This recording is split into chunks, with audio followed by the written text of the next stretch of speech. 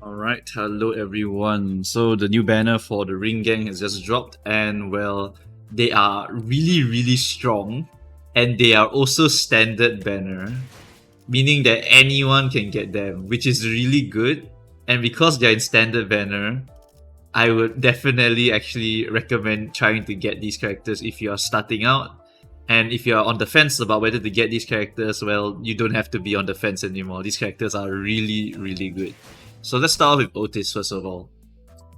Otis at uptime 3 is pretty much just an average 2-star ID with one bonus.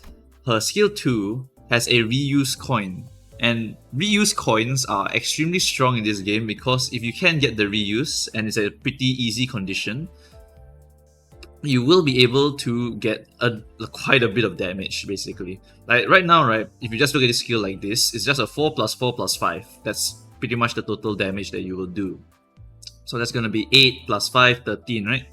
But if you reuse the coin one more time, that's an additional plus 4. So it's 4, 8, 12. 12 plus 5 is 17. So that is already quite a good amount of damage. And this is really one of the only reasons why you would want to use Outis, because this skill 2 has an amazing secondary effect, which is inflict plus 1 bleed count. And when you reuse this coin with the unit's coin effects, you will inflict plus 1 more bleed count. Meaning that if you can get the reuse later on at uptime 3, you will get an additional plus 2 bleed count. So yeah, quite a solid plus 3 bleed count at uptime 3. But the big kicker here is that if you uptime for this character, you are going to get 40% chance to reuse coin, right? But the most important part, you can reuse coin 2 times, which makes this a 4, 8, 12, 16, 16 plus 5, 21. Alright, 21 total, right? And because you're reusing the coin a second time, you get the additional bleed count, which means that first hit, 1 bleed, second hit, 2 bleed, 3 bleed in total. And then the fourth hit will be another plus 2 bleed, so that will be 5 bleed count in total on a skill 2, with the requirement being 20% more chance to reuse the coin for every type of negative effect on the target. So unique negative effects are important. But the thing about unique negative effects, right, is that we have a shit ton of them. I'll go through it later when I talk about team comps, but there's a shit ton of ways to trigger this, and it's really easy and very consistent. So yeah, it's pretty much guaranteed that you will get Sanguine Painting to trigger the reuse coin. And if you're not ready to trigger Sanguine Painting, then all you need to do is use your skill 1 or even just use your skill 3. Just use any other skill, because the skill 2 is her main skill. This will be your highest damaging skill out of all of her other skills. So keep this until you are ready to trigger the negative effects, then use it to get the huge amount of damage compared to a lot of other 2-star IDs. And then now that you're up type 4, right, your character gets a shit ton of stuff. Clash power plus 1, coin power plus 1. Now this 11 rolling skill becomes a 14. Not bad. Skill 3 from a 6, 12 plus 4, that's going to be a 16 at default. That's going to become a coin power plus 1, so now it is going to be 18. 18 on a skill 3 is not bad. 14 on a skill 1 is also really solid for a 2-star ID. This is a 2-star ID. I'm reminded of Kurokumo Honglu when I look at this character, because really, the skill 2 is hard carried with the reuse coin. You always want to get this, because if you get this, your character is basically a 3-star character. It's really very powerful. Right, and then skill 3, honestly, you can just ignore every other line here. It's literally just used for clashing. It does a little bit more damage, has some coin power if you have bleed on it, so better clashing and a bit more damage. And you also apply 1 more haste, blah blah blah. Potency is not that important unless you hit specifically tremor or burn. Because if you have tremor or burn and you have at least one character that can apply some tremor or apply some burn, you'll be able to maintain the burn or tremor for a little bit longer. But it's honestly like whatever. Like Yisang is better because Yisang applies count rather than potency, and count is what they want because they want unique statuses on the target so they can get the reuse coin on their skill 2. So yeah, this skill 3 here is not exactly the best, but it is a useful tool if you can try to stagger or kill someone with the skill 3. It's more of a finisher skill 3. You want to use this skill to break someone so that you can get pierce damage and pierce power up to your members of the ring. So I assume it's going to be more than just these 2 characters for now.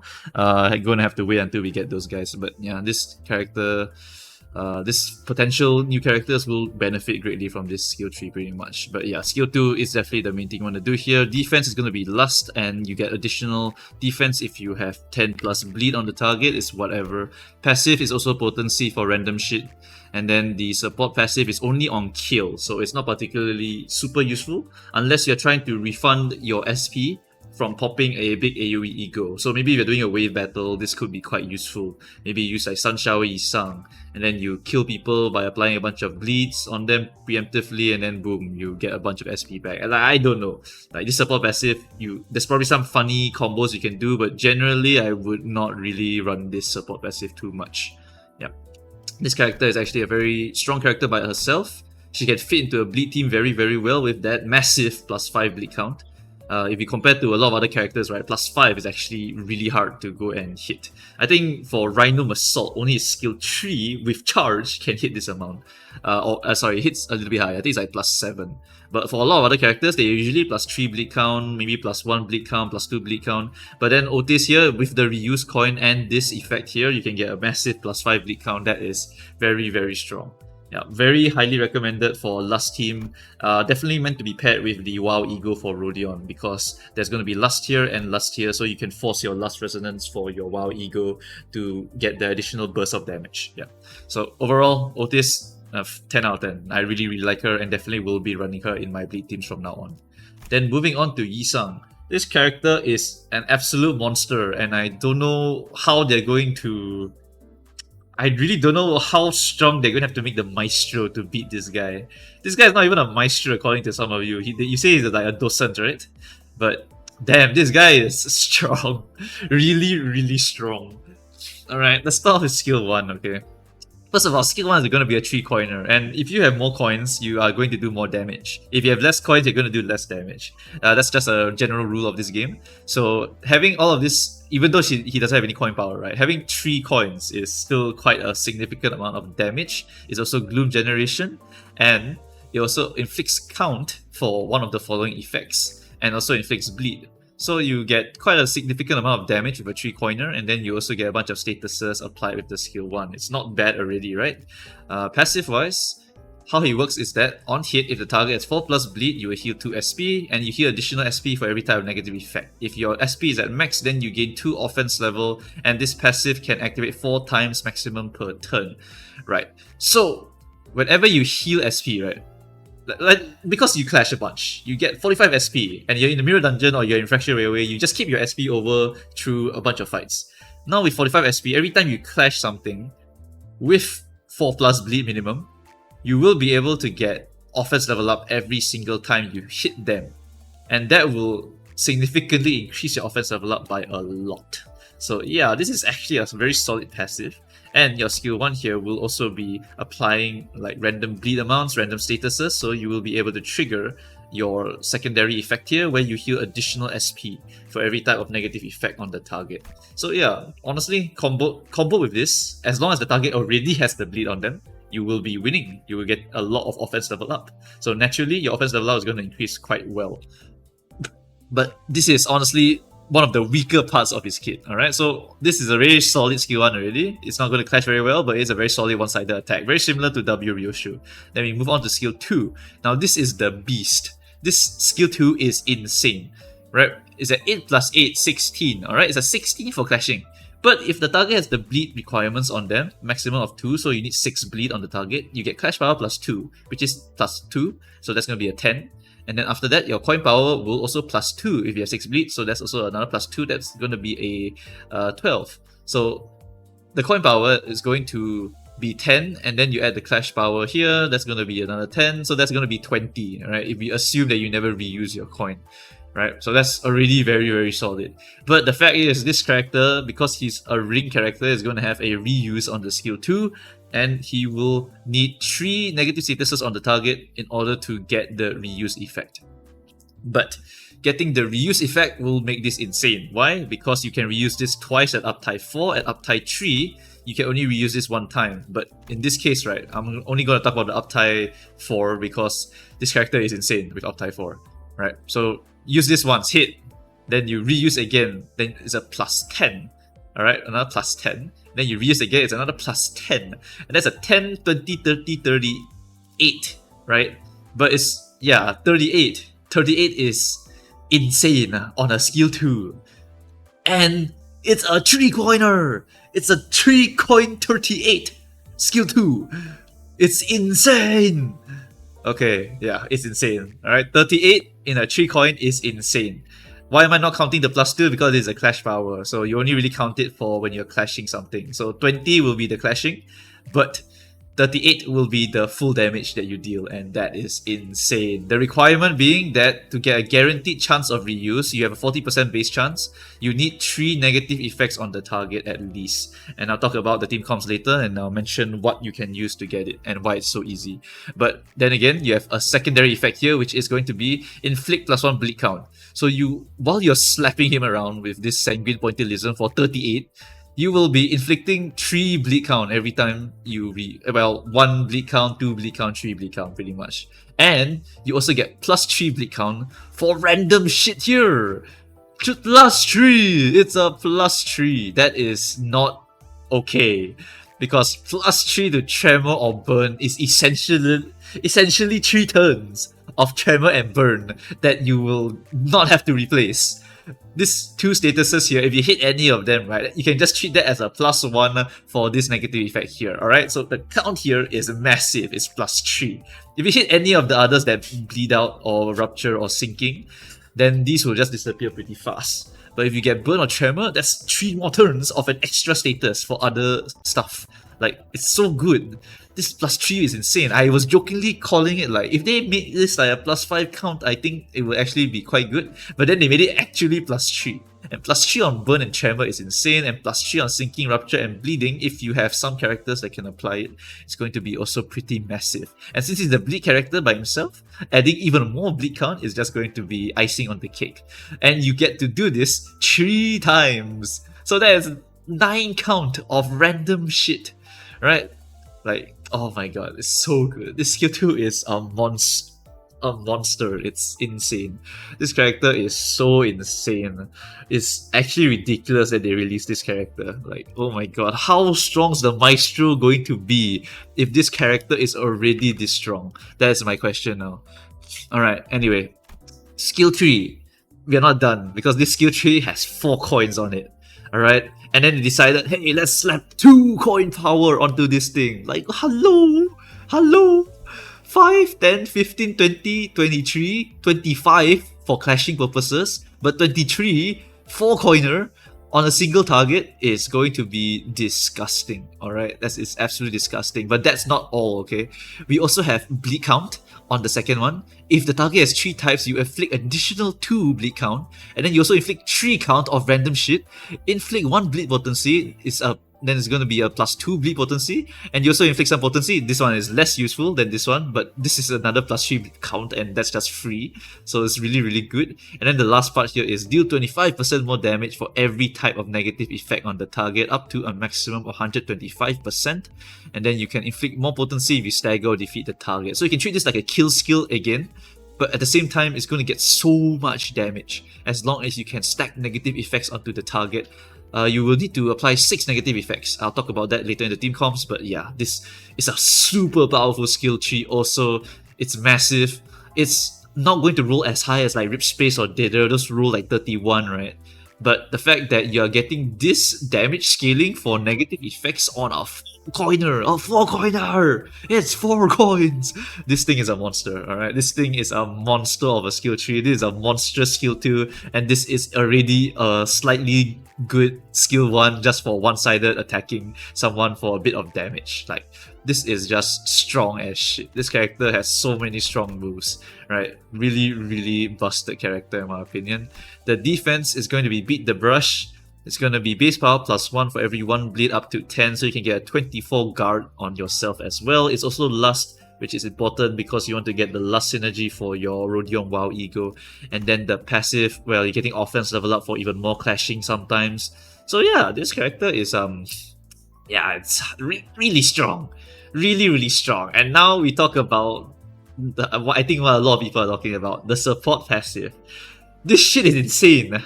Who said this was okay? Because this thing, I thought it would like heal, at least 2 SP on hit, right? But no, it's 2 SP on hit for every type of negative effect, up to a maximum of 6. And if the target has bleed, Wing Beat applies bleed, by the way, heal 3 additional SP. This is ridiculous because it's going to be 6 SP plus 3 SP for Wing Beat purposes, so that's 9, and then you get another 9 because it activates 2 times max per turn, and so you heal back 18 SP after you use Wing Beat, and this is not even including the Butler Faust passive, not including the fact that Honglu's Blaze Ego might or might not be working.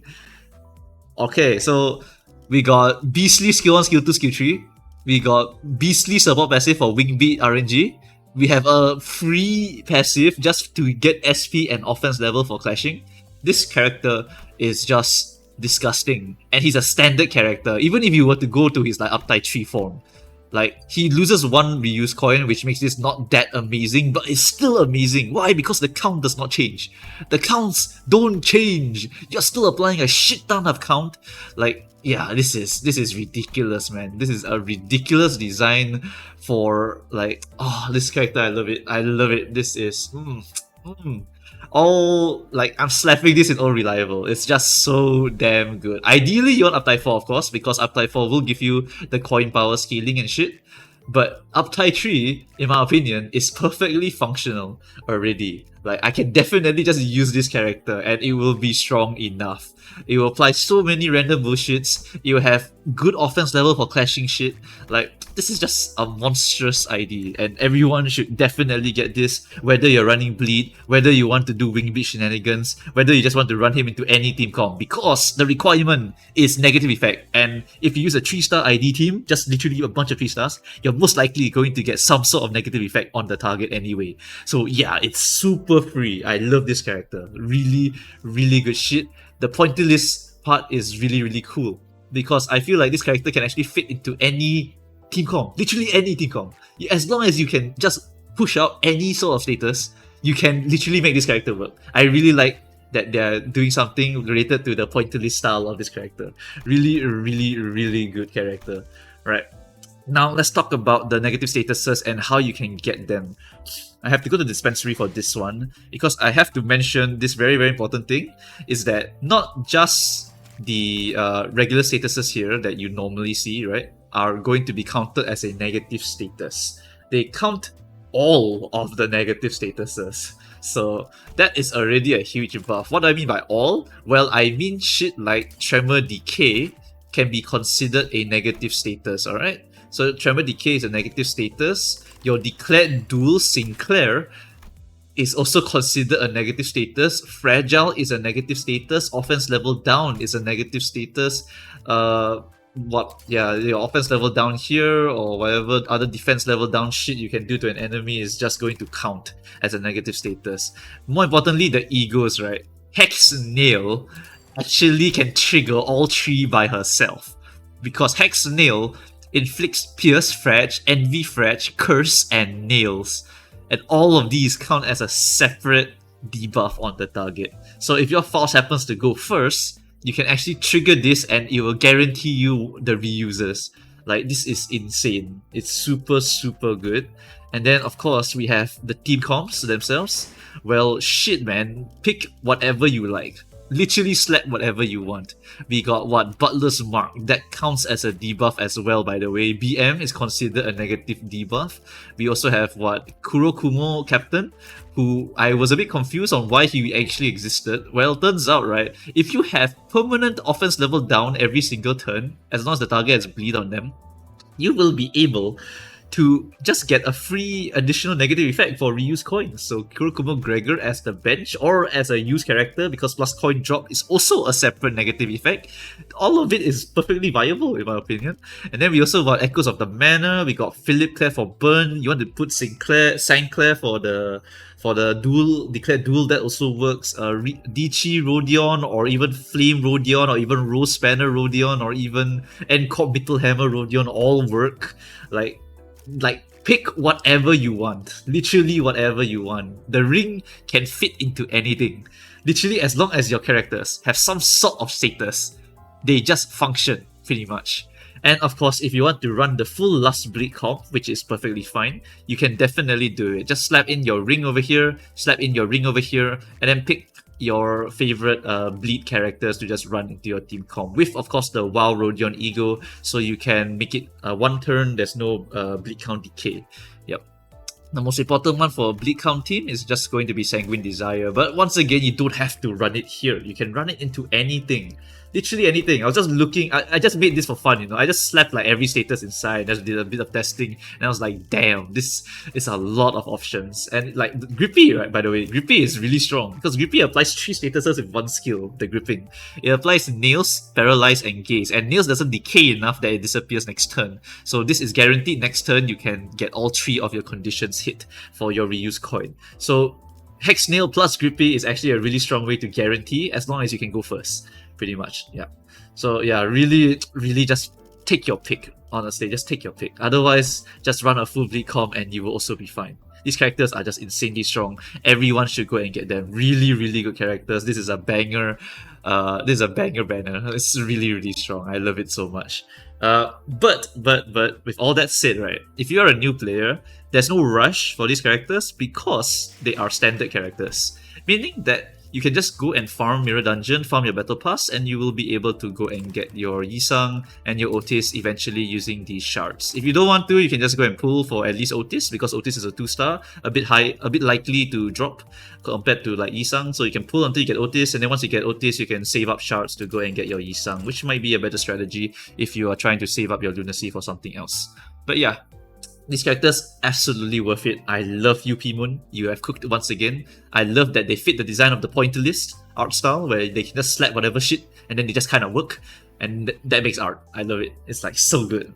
Great design, great art, great kits. Like, oh man, P-Moon, you got me. I'm definitely like grinding these guys right now. Yep. Alright, so that's gonna be it. If I missed out anything, feel free to just let me know. But yeah, these characters, insane. I will do separate video for the wing beat calculation. I have the spreadsheet ready. I just need to go and plug in some numbers, and then I can make a video on the wing beat probabilities with the addition of that Yisang support passive. But yeah, besides that, these characters, even if you don't do wing beat shenanigans, absolutely must pulls in my opinion. Like, these are definitely going in the old reliable section of my tier list. Like, damn. Alright, yep, that's gonna be it. Thanks guys for watching, and I shall see you guys next time. Bye bye.